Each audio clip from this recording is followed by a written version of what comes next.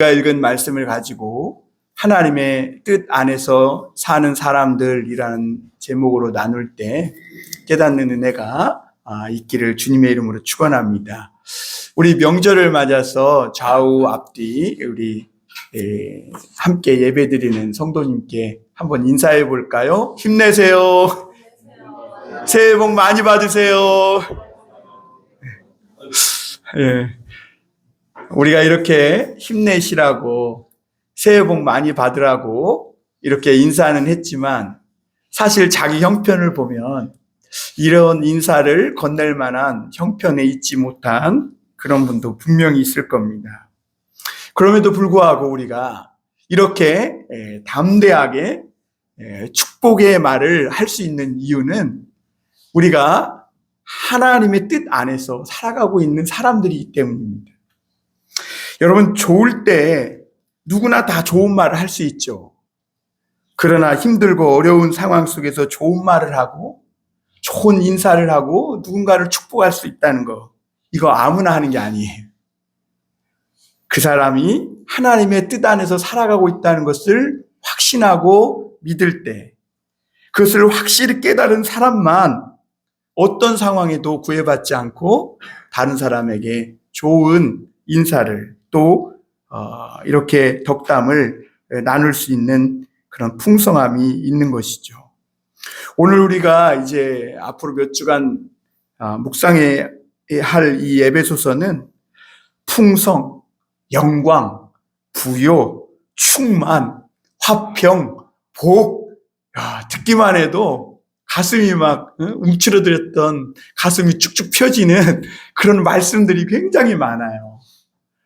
이 에베소서를 읽다 보면 힘들고 어려운 처지에 있던 사람들이 뭔가 부유해지고 꽉 채워지는 듯한 그런 은혜를 받을 수가 있어요.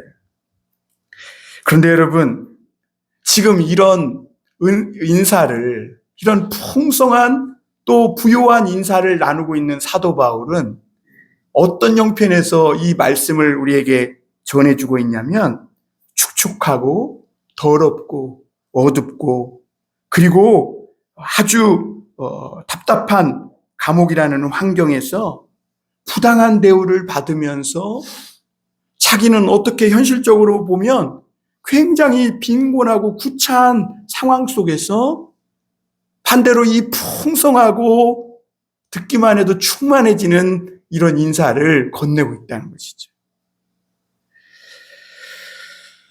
어떻게 바울은 이런 상황 속에서도 이토록 아름다운 인사와 덕담을 나눌 수 있었을까? 세상은 바울을 때리고 억압하고 가뒀어요. 그러나 바울 안에는 그 무엇으로도 억압하고 가두고 뺏을 수 없는 그 분명한 것이 하나 있는데 그게 뭐냐면 하나님의 뜻 안에서 살고 있다는 확실한 믿음이었습니다. 사람들은 다 멋지고 아름다운 꿈을 꿉니다. 그래서 좋은 학교 가고 좋은 직장 들어가고 어떻게든지 많은 재물을 모아서 노후를 준비하려고 해요. 그러나 여러분, 사람은 절대로 그런 것만 확보한다고 해서 만족할 수 있는 존재가 아니에요. 왜 그러냐면 인간이라는 존재가 갖고 있는 이 문제의 태생이 영혼 안에 존재하기 때문에 그래요. 그래서 아무리 눈에 보이는 것을 많이 가진다 해도 그 영혼 안에 하나님의 뜻으로 풍성히 채워지는 그런 충만함이 없는 한 그 사람은 겉으로는 부유한 것 같지만 정말 가난한 자고 건강한 것 같지만 속으로는 병들어 있는 자가 되는 겁니다. 제가 지난주에 한 집사님을 뵀어요. 근데 그 집사님이 저희 교회에 드럼을 이렇게 배우러 왔던 분이거든요. 한 3주 정도 배우고 나서 그분이 암에 걸려가지고 저한테 전화를 했던 분이세요. 울면서. 그래, 그분이 드럼 배우면서 처음에는 신나가지고 자기가 전자드럼도 샀다고 막 이래가지고 열심히 하겠다고 그랬던 분이 3주 만에 목사님 제가 암에 걸려가지고 죽게 됐다고 그러면서 울면서 막 자기가 산 전자드럼도 헌물하겠다고 그러면서 막 왔어요. 근데 전자드럼 아직 헌물 안 했어. 왜 안 했냐? 제가 그때 그랬어요. 그 전립선암인데 그 암 별거 아니라고. 외국에서는 그 감기 정도로 취급한다고. 수술 받고 나면 건강해질 거니까 걱정하지 말라고 저도 함께 기도하겠다고. 그런데도 이분이 막 그냥 울면서 막 하여튼 용기를 내서 가보겠다고 해서 결국은요 의사랑 상담을 하고 수술을 받았는데 완쾌가 됐어요. 그래갖고 밥 사주러 오신다고 엊그저께 왔거든요. 근데 얼굴이요 드럼 배우러 왔을 때는 새까맸었는데 굉장히 환해져 갖고 왔어요. 근데 이게 병나서 화난 정도가 아니라요 얼굴에 꽃이 피었어요. 그래. 나중에 들어보니까 목사님 제가 어머니랑 손잡고 가까운 교회 가게 됐다는 거예요. 그 양반이 원래 교회 집사였대요. 그 담임 목사님을 만났거든요, 제가. 근데 19년을 방황했다. 직장을 잡아놓고 그 직장이 3교대로 가니까 에이 직장 가는데 뭐 그러면서 주일도 빠지고 그러다 보니까 술도 한두 잔씩 걸치다가 뭐 그냥 못하는 게 없어진 거죠. 다 하다가 19년을 살다 보니까 나중에 위암, 저암 그래서 위암도 걸려서 한때 위도 잘라내서 위 없는 사람이에요. 이 사람은 무의도식 하는 사람이에요. 무의도식. 그런데도 못 깨닫고 또 그 길로 간 거예요. 그러다가 이번에 전립선암을 걸리고 나서 치료받는 과정에서 깊이 깨달았대요. 아, 자기가 이제 환갑됐는데 이렇게 사는 것이 좋은 것이 아니구나. 그러면서 직장을 과감하게 그만두고 그분이 원래 대치동에서 한때 날리던 영어 강사였답니다. 근데 연세가 60세니까 누가 배우러 오겠어요. 그럼에도 불구하고 하나님께 맡기고 학생들을 영어 과외하는 쪽으로 그래서 하나님께 예배하고 어머니랑 교회 다니는 이 일을 최우선으로 생각하고 그리고 사는데 요즘 기쁨이 넘친대요. 그래서 저한테 이런 얘기를 하더라고요. 목사님 제가 60평생 살면서 요즘처럼 행복한 때가 없다는 거예요. 그러니까 얼굴이 왜 꽃이 피었냐면 은혜를 너무너무 많이 받은 거예요. 그래가지고 자기 가족들 80세 되는 어른들을 6명이나 모시고 여행을 저 포항까지 이렇게 돌았다고 그러면서 그런 이야기를 저한테 들려주는 거예요. 여러분 하나님의 말씀이 얼마나 놀랍냐면요. 잡석과 같은 이런 인생들을 보석으로 바꾸는 능력이 있는 줄 믿으시길 바랍니다. 그 여러분 말씀 듣는 게 이게요. 얼마나 귀하고 복된 시간인지 몰라요. 세상에 보면요. 인간적으로 인격적으로 훌륭하고 지식적으로 똑똑한 사람 진짜 많습니다. 그런데 그런 사람들의 인생이 나중을 보면 다 잡석과 같은 인생이에요. 왜 그러냐면 다른 문제가 아니에요. 결국은 신앙 문제더라고요. 신앙 문제. 영혼의 문제예요. 그 인격 속에 하나님이 없고 말씀도 없다 보니까 아무리 좋은 대학, 아무리 높은 자리, 좋은 직장에 있어도 결국에는 잡석 인생으로 끝나더라는 것이죠. 그런데 여러분 교회라는 곳이 어떤 곳이냐면 그런 잡석과 같은 인생들에게 하나님의 말씀과 성령을 퍼부어가지고 그냥 용광로에 뜨거운 불로 그냥 가열해서 보석으로 순금으로 만드는 것이 교회인 것이죠. 그 여러분 어떤 목사님은 이 교회를 표현하기를 하나님의 보석 상자다. 여러분 한 분 한 분들이 지금 보석인 줄 믿으시길 바랍니다. 예, 여러분 그래서 당당하게 힘내세요. 새해 복 많이 받으세요. 할 수 있는 거예요. 왜냐하면 하나님께서 우리를 보석으로 만들고자 하는 그 뜻 안에 지금 우리가 살고 있기 때문인 줄 믿으시길 바랍니다. 바울은 지금 로마 감옥에 갇혀 있어요. 좋지 못한 환경에 있어요. 매일마다 욕설과 구타와 비인간적인 대우를 받으면서 그렇게 그 하루하루를 견디면서 버티며 이렇게 살고 있는 거예요. 우리 중에도 그런 분 있었죠. 하루하루 이걸 어떻게 버티고 감당하나? 그런데 여러분 바울에게 어느 날 놀라운 은혜가 임하면서 하나님의 진리가 깨달아진 거예요. 그러면서 이 교회가 무언가를 봤는데 그게 뭐냐면 자기는 지금 그 냄새나고 축축하고 비인간적인 대우가 횡행하는, 날마다 구타와 욕설이 있는 그 감옥에 있지만 그럼에도 불구하고 그 성도를 향한 하나님의 계획이 너무나 크고 위대한 것을 보게 되었다. 그리고 성도들에게 그 영혼 깊숙한 곳에서부터 일어나는 놀라운 변화, 그 하나님의 역사하시는 강력한 힘이 있다는 것을 바울이 깨닫게 되었다는 거예요.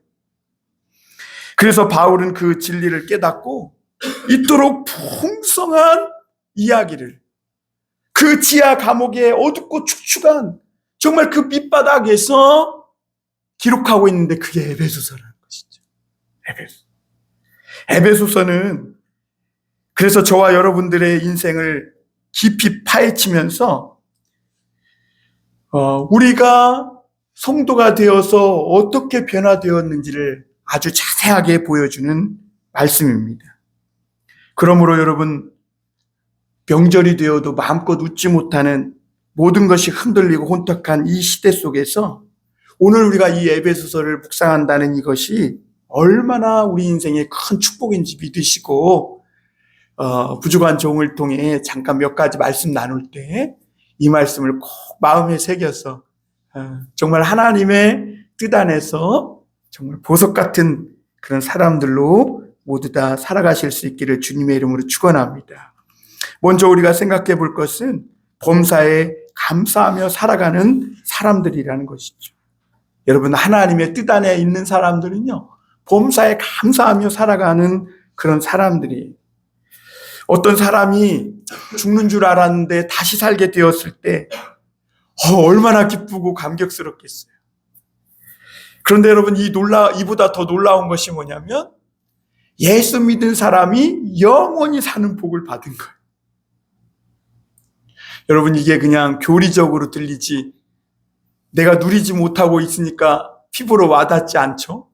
여러분, 하나님의 말씀은요, 교리적으로만 들으면 안 돼. 내가 누려야 돼. 그래서 여러분, 이 영원히 사는 복을 받은 사람은 어떤 처지와 형편에서도 감사하며 살아갑니다. 그런데 이 복을 받고도 신앙생활 하면서 기쁨과 감사를 잃어버렸다면, 제가 주중에 여러분들과 한몸 기도 나누는 그 어떤 이야기가 있었잖아요. 그 이야기처럼 그 사람의 신앙이 아주 위험한 상태에 있는 거예요. 감옥에 있든지 어떤 비참한 상황 가운데 떨어졌든지 예수 그리스도를 믿음으로 영원히 사는 복을, 그리고 그 하나님의 뜻 안에서 살아가고 있는 이 영적인 복을 받은 사람은 어떤 상황에서도 기뻐하고 감사할 수 있기 때문입니다. 여러분, 하나님이 성도들을 구원했다 그러잖아요. 그렇죠? 구원했다. 뭘로부터의 구원일까요? 당연히 죄겠죠. 죄. 그렇죠? 죄를 지은 사람의 상태가 어떨까요? 두렵죠. 불안하죠. 그런데 하나님은 거기서 우리를 건지셨어요. 다른 말로 말하면 이것은, 구원은 우리가 잃어버린 기쁨과 감사의 회복인 거예요. 그래서 여러분, 교회 다니면서 하나님의 구원의 은혜를 체험하는 건 내가 빼앗기고 잃어버린 감사와 기쁨을 회복하는 데 있는 거예요. 어떤 한 목사님이 이런 고백을 했어요. 자기도 한때는 교회를 열심히 다녔다는 거예요. 근데 교회의 문제점을 보면서 교회에 대해서 굉장한 회의가 오고, 목사직에 대해서도 목사는 별로 할 일도 없는 사람이고 그렇게 중요치 않은 그런 사람처럼 여겨졌다는 거예요. 그런데 어느 날 그가 에베소를 읽다가 하나님께서 이 교회와 성도들을 향한 엄청난 큰 계획이 있구나, 그리고 이 교회를 향한 하나님의 놀라운 큰 뜻이 있구나, 이것을 깨닫게 되었고, 무엇보다 하나님이 이 교회에게 주신 그 영광이 어떻다는 것을 에베소서를 읽으면서 깨닫게 되었다는 거예요. 그러면서 그 에베소서를 묵상하면서 그의 인생이 바뀌었고 자기가 목사가 됐습니다. 말씀을 가르치는 자가.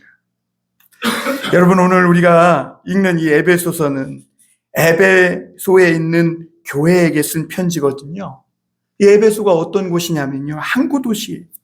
물질적으로는 너무너무 부유하고, 그래서 강아지도 막 10,000원짜리를 입에 물고 다닐 정도로 물질적으로 부유하고, 그럼으로 말미암아 도덕적으로는 매우 타락한 그런 도시였습니다. 이 에베소가 어느 정도냐면요, 아르테미스라는 신을 섬기는데 이 신의 크기가요, 이 신전이 크기가 축구장만 하다는 거예요. 길이가 100m, 막 110m 이렇게. 높이가 18m, 18m면 5층 높이입니다. 여러분, 오늘날도 이런 건물을 지으려면 쉽게 못 짓잖아요. 오랜 날이 걸리고. 그런데 여러분, 2000년 전에 이런 건물이 있었다는 건 에베소 사람들이 우상을 얼마나 열심히 섬겼는지를 한눈에 보여주는 것이죠. 그런데 바울이 그 에베소에 들어가서 하나님의 복음을 전하고 열심히 가르쳤는데 거기에 두란노 서원이라고 있었어요. 이 두란노 서원은 사람 이름을 딴 곳인데 거기서 열심히 2년 동안 말씀을 가르쳤거든요. 근데 그 두란노 서원이 어디 있냐면 에베소에 있는 활락과 유흥가 바로 건너편에 이 두란노 서원이 있었다. 그러니까 이 말씀을 듣다가 고개만 들리면 사창 가고, 말씀을 듣다가 고개만 돌리면 사람들이 막 술 취하고 흥건히 적당히 막 쾌락에 취해서 흐느적거리고 자유로워 보이는 그런 영혼들이 막 활보하고 다니는 그런 모습이 보여요. 그러니까 이 교회에 와서 두란노 서원에 와서 바울의 말씀을 듣다가, 바울을 통해 가르쳐 주시는 하나님의 말씀을 듣다가 옆을 들어보면 자신들보다 저 사람들이 최소한 더 자유로워 보이고 자기 마음대로 막 사는 것 같고 부럽더라는 것이죠. 그러면서 이런 생각이 들지 않겠습니까? 저 사람들은 저렇게 자유롭게 사는데 왜 우리만 이렇게 교회에 처박혀서 예배 드린다고 꼼짝 못하고 하고 싶은 거 마음대로 못하고 이렇게 살아야 하느냐? 사도 바울은 그 성도들에게 이렇게 대답합니다. 사랑하는 성도 여러분, 여러분들은 성도이고 예수 그리스도 안에 있는 신실한 자들입니다. 이렇게 이야기해요. 신앙 때문에 이 에베소에 있는 교인들은요, 신앙 때문에 감수해야 할 손해가 한둘이 아니었을 거예요. 여러분, 대세가 다 막 그런데 나 혼자 거슬러 간다? 쉽지 않은 겁니다. 내가 겪었어요. 이 대세를 따라가는 건 편해. 그냥 그리고 묻어가야 성공합니다. 근데 그걸 거슬러 가려니까요, 보통 힘든 게 아니더라고요. 근데 오늘 에베소서는 성도들은, 신실한 자들은 그렇게 살아야 된다. 그리고 그에 대한 해답을 오늘 우리에게 주고 있는 거예요. 바울은 에베소 교회에서 이렇게 열심히 말씀을 가르치고 강론해서 부흥이 일어나가지고요, 교회가 세워졌어요. 그리고 오랜 후에 이 에베소를 떠나고 다른 목회자들이 왔고, 그리고 그 바울의 제자인 디모데가 와서 목회를 했던 곳이기도 해요. 그런데 이 에베소 교회에 바울은 편지를 보내야만 하는 그런 상황이 되었습니다. 왜냐하면 이 에베소 교회가 문제가 생겼기 때문입니다. 은혜와 감사를 잊은 성도들이 유대인과 이방인 신자로 갈려가지고 절대로는 하나 될 수 없는 그런 극렬한 분열 가운데 이 에베소 교회가 휩싸이게 된 거예요. 여러분, 우리 성도들은요, 중요한 게 있는데 그게 뭐냐면 교회 다니면서 예수님 믿을 때요, 내 한 사람의 욕구가 중요한 것이 아니라는 걸 여러분 깨달아야 됩니다. 응? 우리끼리 잘 먹고 잘 믿자, 이게 아니에요. 이 교회를 통해, 나를 통해 더 큰 하나님의 뜻이 있음을 발견하면서 그것을 깨닫고 교회를 다녀야 되는 겁니다. 그런데 이 에베소 사람들은 점점 방탕하고 점점 세속화되더니 거짓말하고 술 취하기 시작합니다. 예수 믿어도 사람에게는 똑같이 죄 짓고 싶은 마음이 있어요. 그리고 옛날과 같이 타락하고자 하는 본성이 있어요. 그래서 신앙을 가진 이후에도 내가 하나님 말씀 앞에 서 있지 않으면 언제든지 타락의 길로 갈 수 있는 겁니다. 그런데 사도 바울은 왜 성도들은, 신실한 자들은 그런 타락의 길로 예수 믿은 후에 가면 안 되는지에 대해서 설명하고 있고, 또 하나 이 에베소서는 믿는 자들에게는 아주 무서운 영적 전쟁이 있다는 거예요. 그것은 보이지 않는 싸움이어서 악한 어둠의 세력, 마귀와의 싸움이 있다는 거예요, 여러분. 오늘 이 시간에도 지금 우리가 영적 전쟁 중에 있는 거예요. 특히 이 에베소 같이 타락한 도시에서 하나님의 말씀이 막 전파되고 교회가 부흥할 때는 영적인 전쟁이 치열해요. 특히 가정에서도요. 내가 이제 믿음 생활을 신실하게 잘 해보려고 할 때, 개인적으로도 내가 하나님 앞에 결단하고 신앙생활을 하려고 할 때 영적 전쟁이 있다는 거죠. 그걸 회방하는. 그래서 사도 바울은 이 에베소서를 통해서 그 타락한, 거룩하지 못한 도시에서 살고 있는 성도들이 신실한 하나님의 사람들로 살아가기 위해서는 영적 무장을 해야 된다. 영적 무장. 영적 무장. 여러분, 영적으로 뭐 좀 무장하고 계세요? 우리 아들이 훈련받고 총을 처음 쏴봤다는데, 쏴볼만 하대요. 그 이제 총 쏘는 기술을 배운 거죠. 총 쏘는 기술. 여러분, 하나님의 뜻 안에서 사는 사람들은 어떤 사람들이에요? 거룩하든 거룩하지 않든 어떤 상황이든 그곳에서 자신이 하나님의 뜻 안에 있음을 믿고 감사하며 세상과 다른 내게 주어진 그 길을 하나님의 뜻 안에서 온전히 걸어가는 그런 사람들이라는 것이죠. 두 번째로 우리가 생각해 볼 것은 이 하나님의 뜻 안에서 살아가는 사람들은 신실한 사람들이라는 것이죠. 헬라 문화에서 이 편지는요, 이 발신자가 앞에 온대요. 우리는 수신자를 위에 쓰고 편지 다 쓴 다음에 누구누구 이렇게 발신자를 쓰잖아요. 그렇죠? 그래서 옛날에 아버님 정산서 이렇게 써가지고 나중에 뭐 아들 누구누구 올림 이렇게 해가지고 썼는데, 이 헬라식 편지는 발신자가 맨 위에 온대. 그래서 나 바울이요 그러면 돼요. 나 바울이요. 그런데 오늘따라 바울의 말이 길어졌어. 하나님의 뜻 안에서, 그리스도 예수 안에서 사도된 바울은 이렇게 말하고 있어요. 하나님의 뜻 안에서 그리스도 예수의 사도된 바울은 이렇게, 나 바울이요 하면 되는데 그렇게 길게 서문을 쓰고 있다는 것이죠. 왜냐하면 이 바울이요, 하나님을 알고 나서 그의 인생에 가장 중요한 것이 뭐냐면 하나님의 뜻이었어요. 여러분들에게 뭐가 중요해요? 바울은 원래 그리스도인을 핍박하던 사람이잖아요. 교회를 핍박하고. 그러다 다메섹 도상에서 예수님을 만나고 그의 인생이 완전히 변화되었죠. 그리고 이제는 하나님의 뜻을 위해서 살겠노라 결단한 사람. 그래서 바울에게는요, 돈이 많이 있냐 없냐 이게 중요한 게 아니에요. 많이 배웠냐 똑똑하냐 무식하냐 이게 중요한 게 아니에요. 내가 큰 집에 사냐 학고방에 사냐 이런 게 중요한 게 아니에요. 바울에게는 감옥에 있으나 대궐에 있으나 가장 중요한 것이 하나님의 뜻이었어요. 자기 인생에 하나님의 뜻으로 말미암았고 자신은 지금 하나님의 뜻 안에서 살고 있다는 이 확신, 그것이 바울에게는 가장 중요한 것이었다. 저와 여러분들은 어떻습니까? 여러분, 하나님의 뜻으로 말미암아 살고 있습니까? 하나님의 뜻으로 말미암아 휴일을 보내고 있으세요?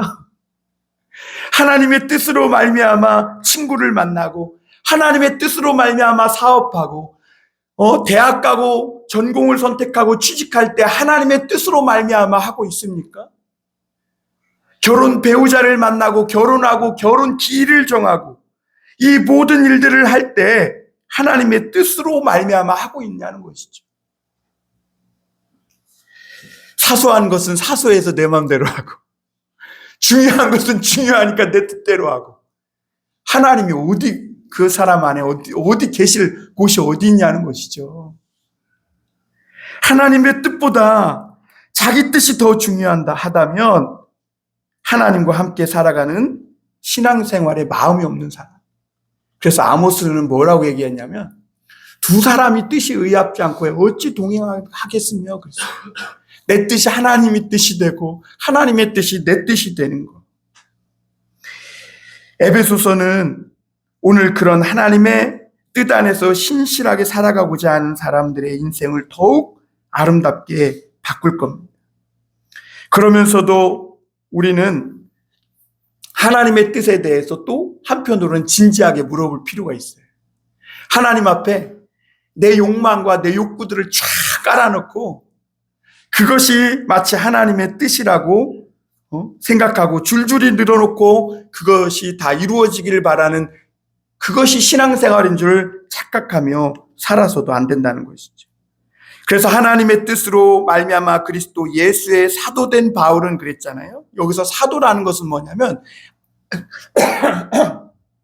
아포스톨로스, 그래서 보냄받은 자예요. 보냄받은. 그러니까 내가 가고 싶어서 간 게 아니라 보냄받은 거예요. 보냄받은. 여러분, 이게 중요합니다. 여러분 오늘 여기에 던져진 존재인가 나는 보냄받은 존재인가 이걸 깨닫는 게 굉장히 중요합니다. 여러분, 내가 우연히 던져진 존재라고 생각하는 사람은요, 우연히 던져졌으니까 그냥 마음대로 살 거예요. 그냥 그렇게 자기 뜻과 욕망을 따라서. 그러나 보냄받은 자라는 것을 확실히 깨달은 사람은 나를 보내신 이의 뜻이 무엇인지를 생각하며 살아갈 거예요. 여러분, 성도는 그래서 하나님의 뜻 안에서 모든 삶의 해답을 찾는 사람들이에요. 여러분, 오늘 한번 생각해 보세요. 바울은 복음 전하길 원했어요. 그가 예수님을 알고 나서 일평생 복음 전하며 자기 생명을 복음 전하는 데 바치기로 결단한 사람이에요. 그런데 지금 로마 감옥에 갇혀 있습니다. 하나님의 말씀과 뜻과 자기 삶의 현실이 전혀 모순이에요. 이런 상황에서 바울은 뭐라고 고백하고 있습니까? 지금 하나님의 뜻으로 말미암아 그리스도 예수의 사도된 바울이라고 고백하고 있습니다. 바울도 복음 전할 사명을 받았는데 지금 로마 감옥에 갇혀져 있는 이 처지가 이해되지 않아요. 하나님, 나 복음 전하라고 사명 줬잖아요. 하나님, 그래서 내가 이 복음 전하는데 생명 바치기로 했잖아요. 근데 왜 지금 제가 감옥에 갇혀 있어야 합니까? 그럴 법도 하죠. 그럼에도 이 사도 바울은 답답하고 더럽고 부당한 일들이 흉행하는 그 감옥 안에서 분노를 느끼면서도 바울은 그것까지도 하나님의 뜻 안에 있다. 이렇게 고백한 겁니다.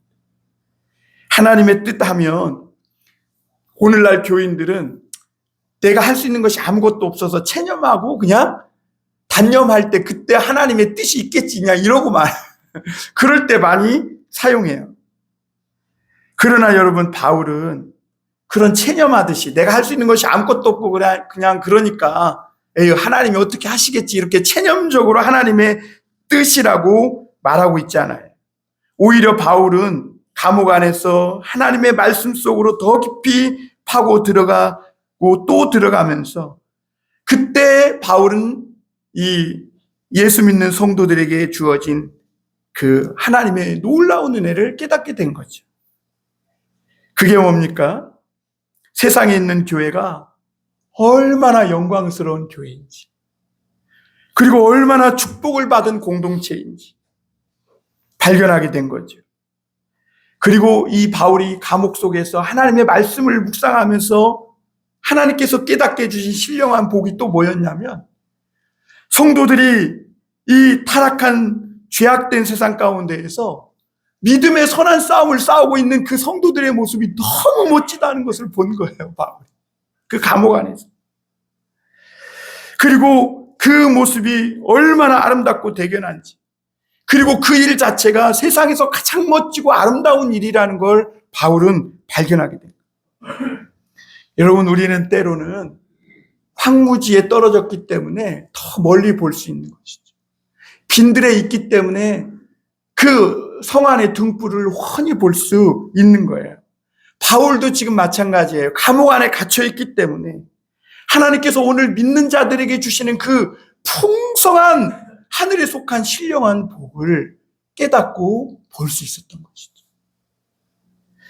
오늘 우리는 내가 왜 여기 살고 있고 하나님은 나를 어디에 쓰시려고 하는지, 하나님이 나를 향한 뜻이 무엇인지 이거를 찾는 사람들이 되어야 될 줄 믿습니다. 우리 인생의 모든 문제를 이제는 하나님의 뜻 안에서 하나님의 관점에서 풀어나가야 된다는 거예요. 할렐루야. 여러분 자꾸 세상적으로 풀어나가려고 하지 마요. 더 꼬인다는 거예요. 바울처럼 감옥에 갇혀서 아무것도 할 수 없는 상황이 됐을지라도 하나님의 말씀 속에서 하나님의 뜻을 발견하고 그 뜻 안에서 그 문제를 하나하나 섭렵해 나갈 때, 그때 하늘에 속한 신령한 더 큰 복을 우리의 마음 눈을 활짝 열어서 보게 해주실 줄 믿습니다. 마지막으로 우리가 하나 더 볼 것은 그리스도 안에 있는 신실한 성도들이 있었다는 겁니다. 바울은 에베소 교인들을 향해서 에베소에 있는 성도들과 그리스도 예수 안에 있는 신실한 자들 이렇게 표현하고 있죠. 자신은 하나님의 뜻으로 말미암아 그리스도 예수의 사도가 되었어요. 두 번째는 뭐예요? 이제 수신자인데 에베소에 있는 그 사람들, 예수 믿는 자들을 성도라고 그리고 신실한 자들이라고 표현하고 있어요. 여러분 여기서 성도라고 표현한 이 사람들 안에는 이방인들도 있었어요. 원래 성도는 유대인에게만 주어지는 그런 호칭이었는데 사도 바울은 지금 이방인에게도 이런 표현을 쓰고 있는 거죠. 사실 여러분 에베소라는 지역과 성도는 어울리지 않는 그런 물과 기름과 같은 그런 관계예요. 에베소는 가장 세속적인 도시예요. 술집, 점집이 많아. 항구 도시니까요. 여러분 항구 도시 알죠? 마도로스들이 다니는 곳. 타락한 도시예요. 그런데 거기에 누가 있는 거예요? 같이 해볼까요? 성도가 있다.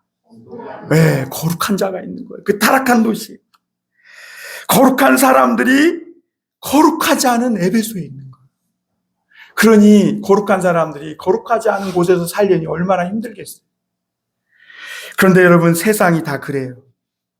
어떤 책에 보니까 살다가 영어로 live잖아요. live. 그런데 그거를 거꾸로 하면 evil, 악이 된다. 사람이 사는 곳에 악이 있는 거죠. 그리고 생명, lived라는 이 말을 거꾸로 하면 devil이 되는 devil. 참 생명의 역사가 있는 곳에 마귀의 역사도 있는 것을 보게 된다는 거예요. 에베소 교회가 하늘에 있다면 아무 문제 없었겠죠. 하나님의 보호함이 100% 있으니까. 그런데 이 에베소 교회가 지금 어디 있냐면 문만 나서면 우리 믿는 신앙을 조롱하고 무시하고 비난하는 그런 사람들과 문만 열고 나가면 부대끼며 살아야 되는 거예요. 죄와 불의가 범람하는 그런 타락한 환경 속에서 이 에베소 거룩한 성도들, 신실한 자들이 살아가야 하는 거죠. 여러분 김동리의 무녀도를 보면요. 그 무당 어머니 모아가 기독교인이 된 아들 우기를 받아들이지 못하고 나중에 칼로 찔러 죽어요. 그리고 자신은 어떤 그 사람을 위해 무슨 죄를 지내다가 스스로 물속에 빠져 죽어요. 그러니까 이 거룩한 것이 거룩하지 않은 것과 또 교회가 세상과 하나 될 수 없음을 표현해주고 있는 그런 소설이기도 한데요. 여러분 우리도 오늘날 마찬가지죠. 예수 제대로 믿으려면 세상을 포기하던가 그렇잖아요. 아니면 세상을 열심히 살려면 신앙을 그냥 헌신짝처럼 그냥 때때로 필요할 때마다 등 뒤로 던져버려야 제대로 살 수 있을 것 같은 그런 세상이죠. 그러니까 신앙과 세상이 공존할 수 없고 이걸 섞어 놓으면 죽도 밥도 안 될 것 같은 그런 세상에 지금 우리가 살고 있는 것이죠. 그렇다면 바울이 어떻게 표현해야 옳아요? 거룩한 사람들, 성도들이 살기에는 제일 나쁜 곳인 에베소에 살고 있는 교인들 이렇게 표현하든지, 아니면 아직까지 그런 타락한 도시에서 에베소에서 견디고 있냐고 빨리 나오라는 그런 뉘앙스의 말을 써야 옳을 것 같은데, 바울은 에베소에 있는 성도 신실한 자들이라고 표현하고 있는 거죠. 여러분, 거룩하지 않은 세상에 보냄받은 이 거룩한 성도들이 있었던 겁니다. 여러분, 그런 걸 볼 때 우리 믿는 성도들은요, 장소에 구애받는 것이 아니에요. 우리가 어느 곳에 있든지 성도들은, 신실한 자들은 그곳이 거룩하든 그렇지 않든, 썩었든 부패했든 그곳을 거룩한 곳으로 변화시켜 가는 사람들이라는 것이죠. 여러분, 옛날 속담에 안에서 새는 바가지 나가서도 샌다 이런 말 있잖아요. 여러분, 우리가 이 교회 안에서 하나님의 뜻과 말씀 안에서 거룩한 성도로 변화되지 못하면요, 나가서도 똑같이 새요. 똑같이. 속 사람이 바뀌지 않으면 어디다 둬도 그 사람은 그릇되게 행하는 거예요. 장소가 문제가 아니에요. 바울은 에베소에 살면서 믿음을 가진 사람들에게 성도라 불렀어요. 여러분, 성도, 거룩한 자, 그러면 죄가 조금도 없는 사람들 같잖아요. 그런데 그런 뜻이 아니에요. 사실 이 에베소에 있는 성도들도요, 보면 세상 버릇을 아직 그대로 가지고 있는 사람들이 많이 있었고, 술 한 잔씩 걸치기도 하고, 담배 한 대 피기도 하고, 그리고 욕도 하고, 또 좋지 않은 구경거리를 찾아서 막 다니던 그런 사람들. 그럼에도 바울은 그들을 성도라 부릅니다. 왜 그랬을까요, 여러분? 왜 그런 사람도 성도라 불렀을까요? 우리 같으면 아이고, 교회 다니면서 저 뭐 하는 짓이야, 비판하고 정죄하기 쉽잖아요. 근데 바울은 그들을 향해 성도라고 합니다. 왜냐하면 그들이 비록 연약한 가운데 그렇게 살기도 하지만 중요한 것은 그들 마음속에 하나님을 향한 진실한 믿음이 있기 때문에. 진실함. 여러분, 예수 믿었다고요, 한숨에 세상 다 때려잡고 천사로 변하는 거 아니에요. 죄의 습관이 여전히 있고 죄에 대한 미련이 아직 우리 안에 있죠. 동의하시죠? 게다가 때로는 유혹에 진짜 넘어져가지고 굴복할 때도 있어요. 그게 우리 모습이. 그러나 여러분, 성도라면, 진실한 믿음이 있는 성도라면 죄를 짓고 절대로 기뻐하지 않아요. 왜냐하면 우리 안에 하나님의 성령이 거하시기 때문에. 그래서 그 죄를 연약해서 지었지만 그 죄를 완전히 토하고 회개하고 기쁨을 다시 회복하기 전까지 정말 진실한 믿음이 있는 성도는 기쁘지 않은 것이죠. 하나님이 날 버리신 것 같고 성령이 내 안에서 떠난 것 같고 안 계신 것 같은 그런 답답한 마음이 들게 되는 것. 여러분, 성도는 완전하기 때문에 성도가 아니, 그리스도 안에 있기 때문에 성도인 줄 믿으시길 바랍니다.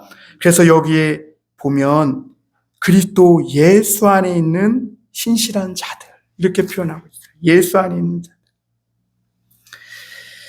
이렇게 보면 그리스도 안에 있다는 것이 얼마나 중요하고 그것이 우리 운명을 결정한다는 것을 알 수 있어요. 그리스도 밖에서는 아무리 인격이 훌륭하고 대단한 사람 같지만 하나님의 은혜를 전혀 받을 수 없기 때문에 결국은 잡석 인생으로 끝나. 구원의 은혜는 오직 그리스도 예수 안에 있는 겁니다. 그리스도 예수 안에 있는 신실한 자들에게는 오늘 두 가지가 있어요.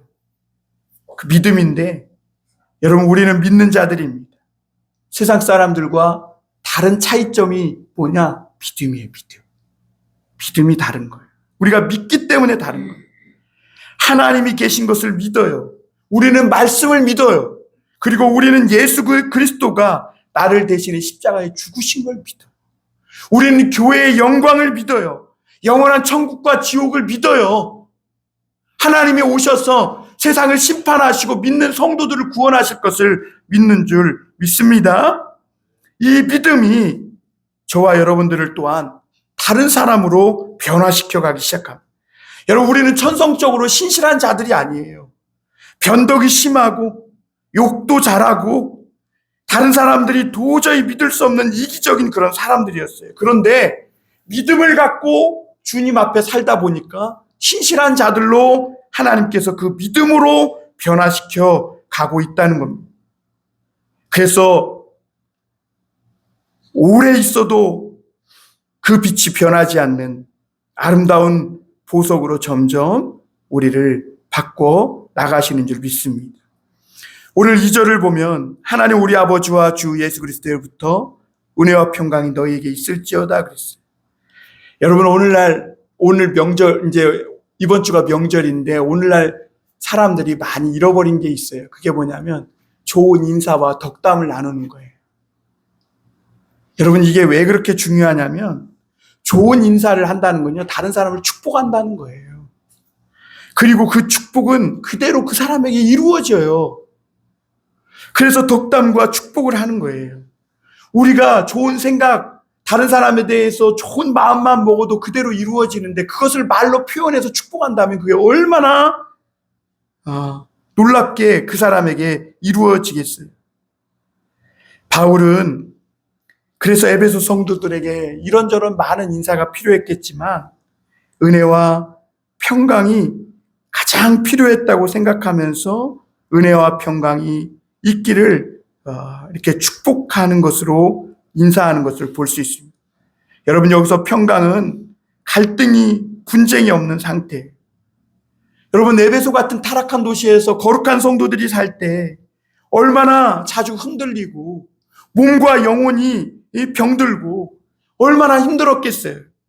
그러나 이 심각한 영적 침체에 빠져서 힘들고 어려운 그런 상황 가운데 있는 이 에베소 성도들에게 사도 바울은 은혜와 평강을 구하고 있는데요. 이게 언제 은혜와 평강이 찾아오냐면 사도 바울 자신을 볼 때 하나님의 말씀, 그 진리를 깨달을 때 그때 은혜와 평강이 찾아온다는 것. 그래서 하나님의 말씀을 묵상하며 에베소에 있는 성도들을 향해 진리로 진리 가운데에서 예수 그리스도 안에서 은혜와 평강이 있기를 구하고 있는 걸 볼 수 있습니다. 여러분, 사람이 어떤 초행길을 가다가 길을 잃어버리면 되게 불안하잖아요. 막 은혜와 평강이 다 깨져요. 그런데 아무리 힘들고 어려운 그런 구부러진 길에 있더라도 표지판만 보고 있다면 금방 마음이 평안해지는 걸 볼 수 있습니다. 여러분, 어떤 성도는 고난 속에서, 경제적 어려움 속에서 막 힘들어해요. 자신이 믿음이 없어서 그런 것 같고 자신이 신앙이 좋지 못해서 축복을 받지 못한다는 이런 부정적인 생각을 갖고 있어요. 그런데 어느 날 말씀을 듣다 보니까 그게 아닌 거예요. 내가 비록 힘들고 지금 경제적으로 어렵고 남들이 참 비난할 만한 그런 위태로운 상태에 있지만 하나님의 뜻 안에서 내가 가고 있다는, 바른 길을 가고 있다는 그것을 발견하고 보니까 마음의 평안이 찾아와요. 여러분, 옛날에 우리 독립군들이 일제의 그 엄청난 핍박을 받으면서도 평안과 그 은혜를 놓치지 않고 마음의 평강을 가질 수 있었던 이유가 뭐예요? 자기들이 최소한 바른 길을 가고 있다는 것을 깨달았기 때문이었습니다. 여러분, 그러므로 하나님의 은혜와 평강이 있을지어다라고 말하는 이 사도 바울의 이 축복은 오늘 저와 여러분들에게도 얼마나 중요한지 모르겠습니다. 어지럽고 혼탁한 세상에서 이 평강을 빼앗기지 않고 살아가는 것, 그리고 위험한 세상에서 우리를 지키시고 보호하시는 하나님의 은혜를 놓치지 않고 살아가는 것, 이것보다 더 중요한 것이 없는 줄 믿습니다. 사랑하는 성도 여러분, 거룩하지 못한 세상을 살아가는데 가장 필요한 것은 남보다 더 큰 재물도 아니고 또 함부로 대들지 못하도록 만드는 힘이나 권력도 아니고, 그리고 남들이 다 인정하고 알아줄 만한 스펙도 아니라는 거예요. 요즘 사람들은 집안에 검사와 판사 한 명쯤 있어야 된다, 막 이런 말 하면 고개를 끄덕여요. 요즘은 검사와 판사들이 난리치잖아요. 그런데 집안에 목사 한 사람쯤 있어야 된다, 이런 소리에는 고개를 돌려요. 예? 세상을 야무지게 살기 위해서는 검사, 판사는 있어야 된다는 거에 동의하면서 내 신앙과 내 인생을 지키기 위해 집안에 목사 한 사람쯤은 있어야 된다, 이런 말에는 쉽게 고개를 젓는 걸 보게 됩니다. 그래서 오늘날 많은 교인들이 자기 신앙에 대해서 크게 고민하지 않아요. 예수 믿은 지 10년 됐는데도 아직도 작은 일에 서운해하고 불평, 불만을 쏟아내기 일쑤입니다. 이런 거에 대해서는 엄청난 고민을 해요. 교회 왔는데 날 왜 안 알아주지? 날 뭘로 알고 함부로 대하는 거지? 반대로 이런 거에 대해서는 고민을 많이 합니다. 여러분, 어떤 성도가 목사님께 질문을 했답니다. 목사님, 때때로 힘들고 어려운 일이 많을 텐데 어떻게 마음의 평온을 유지합니까? 그랬더니 그 목사님이 이렇게 대답했대요. 저는 요한계시록 성경의 마지막 장을 믿습니다. 새하늘과 새 땅을 하나님이 주실 것이고 모든 것을 다 갚아주신다고 하셨는데 무엇이 걱정이겠습니까? 사랑하는 성도 여러분, 저와 여러분들은 오늘 하나님의 뜻 안에서 살아가고 있는 거룩한 사람들, 또 세상에 알지 못하는 은혜와 평강을 맛보며 살아가는 사람들이라는 것을 기억하시고 더 이상 세상에 속한 것 가지고 다른 사람과 경쟁하며 다투며 싸우지 말고 살아갈 뿐 아니라 하나님의 뜻 안에서 하나님과 나와의 관계가 새롭게 된 이것이 가장 큰 힘이고 축복이라는 것을 믿고 기쁨과 감사로 살아갈 수 있는 우리 모두가 되기를 주님의 이름으로 축원합니다. 기도하겠습니다.